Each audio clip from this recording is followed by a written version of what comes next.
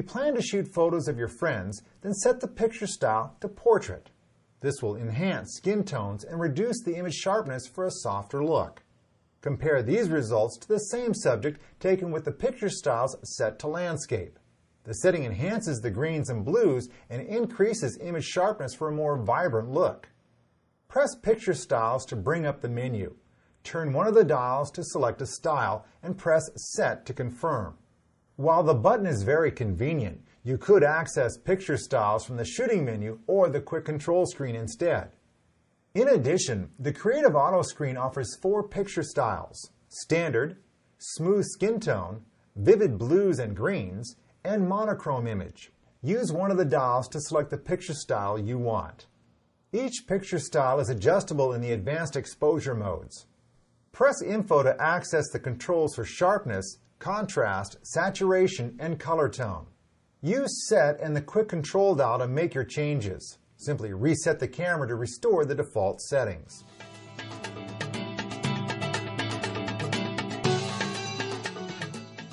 In order to ensure you have the photos you want, you need to review them before moving on to a new subject. After all, you can't go back and take a second shot when you are sitting at your computer looking at your images. Press Playback to display images on the memory card. The most recent photo will appear in the monitor. If you press Info, you can check the camera settings for each recorded image. There are 4 information screens in all. The first and second screen offer minimal information, such as the shutter speed, aperture value, and image quality. The third and fourth displays offer more details on the camera settings, such as white balance setting, metering, and picture styles.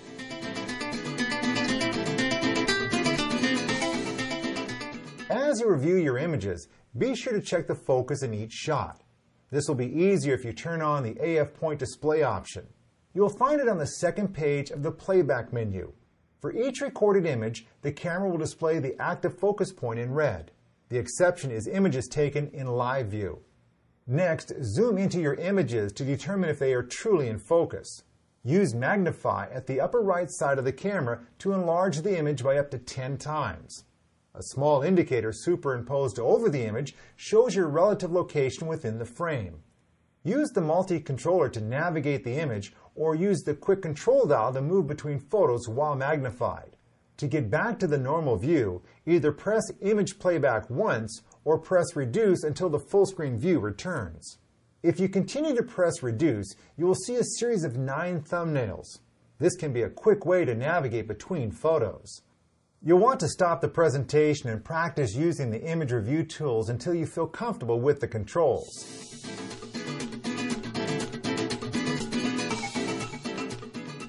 So far in this presentation, we've only touched on the camera menus. It's time to take a closer look. First, note that in Full Auto and Creative Auto, you have fewer menu options than in the advanced modes. This is especially important to remember when you need to reset the camera. The Clear Settings option is only available in the advanced exposure modes. We will give you a brief tour of the menus and point out features you will find the most useful. We recommend you take the time to go through the menu options yourself. As you can see from this camera icon, the first menu of settings relates to the shooting mode. We have already gone over several of the shooting menu settings, including quality and picture styles. The playback menu offers settings that will help you save, erase, and print your images. First on the menu is Protect. Select this option and then press Set to add the Protect symbol to images you want to save. To remove the Protect symbol, just press Set again. The Erase Images option allows you to mark files for deletion and then erase them all at once. Press Set to mark each image or video you wish to remove. When you are done, press Erase and confirm the deletion by pressing Set. Next, we will turn on Highlight Alert from the second playback menu. When this is active, any overexposed areas of your images will blink. There are limits to the brightness a camera can record. Anything above the upper limit gets cut off. As a result, all details from the overexposed areas are gone. If the blinking areas are small, the exposure is probably acceptable. But if most of the image is blown out, you'll want to take the shot again. Because of this instant feedback, you can adjust the exposure immediately. Think back to having exposure compensation in the quick control dial at your right thumb. you can make instant adjustments and get the photo without fumbling for the correct button. We have already seen several of the options on the setup menu. Here's one more. It's automatic sensor cleaning. With the default mode, the camera cleans the image sensor each time you turn the power off or on. Automatic sensor cleaning will keep the imaging sensor free of dust. The downside is your camera will take longer to turn on and shut down. So, if you want the camera instantly available, then turn off the automatic sensor cleaning function. Select Sensor Cleaning, then go to Auto Cleaning and select Disable. If you do this, make sure you return to this menu page periodically and select the Clean Now option, just to make sure the sensor remains dust-free.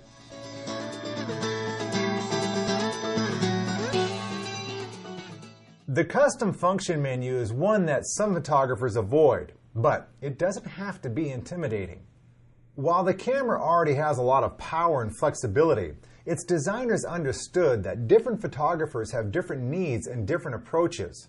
If your interest is sports, your style of shooting will dictate a different approach than a portrait or landscape photographer. This is where Custom Functions can make the 5D an easier tool to use.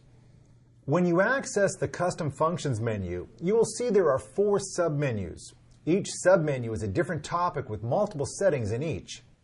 The function numbers and the selected options appear at the bottom left of the monitor for quick reference. For example, here we see that there are 8 functions available under submenu 3. The 0 values you see below the function numbers means that those custom functions are set to the defaults. Note that Custom Function 3-6 has been enabled. We will now go over some of the more useful options on the Custom Functions menu. This section will go by very fast, so have your remote at hand and stop the presentation after each setting to test it out. All the options in the Custom Function 1 submenu relate to exposure. For example, 1-3 allows you to expand the ISO range to include the settings L, H1, and H2. L is equivalent to an ISO of 50. H1 is equivalent to nearly 13,000, while H2 would be the equivalent of an ISO of 25,600. Consider selecting H1 or H2 in extremely low light conditions, such as a dark city street. Dial the ISO down to L in extremely bright settings, such as the desert on a cloudless day. Custom Function 1-6 is called Safety Shift.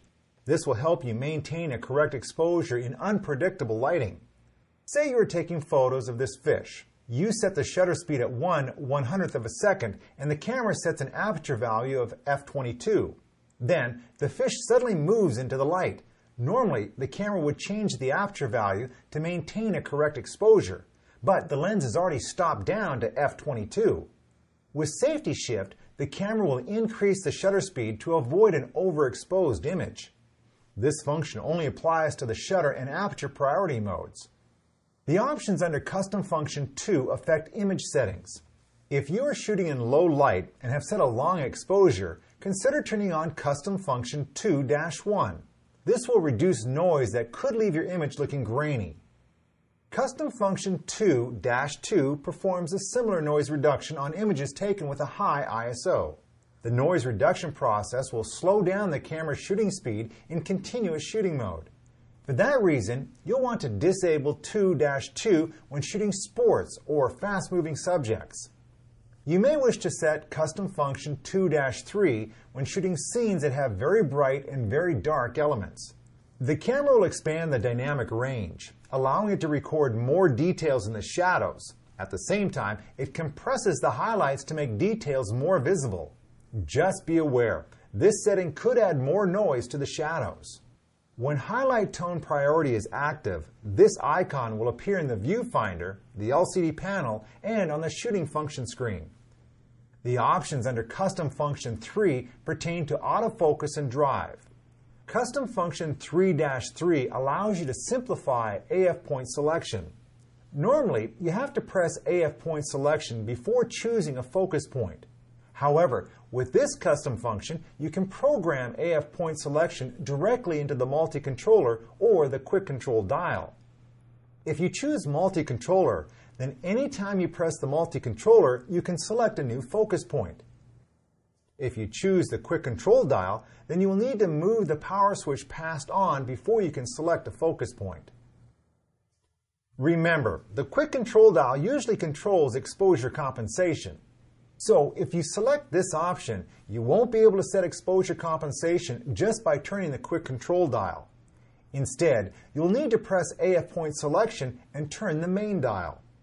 Consider enabling custom function 3-7 when shooting moving subjects in AI servo mode. For AF point area expansion, the camera activates 6 unmarked AF assist points around the center of the viewfinder. The camera still focuses using your selected point. But if your subject moves, the camera will take information from the 6 AF assist points and use it to maintain focus on your subject. Custom Function Submenu 4 covers the remaining camera operations.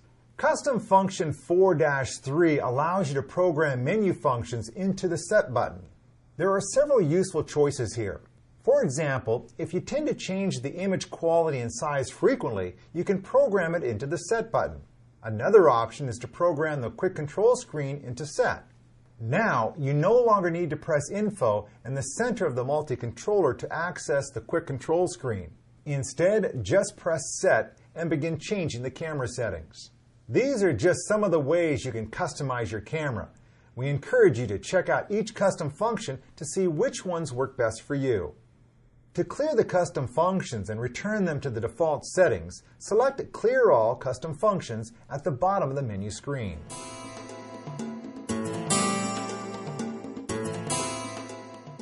Over the last hour, we have discussed a lot of the settings you will need for everyday shooting, but there is much more to this camera.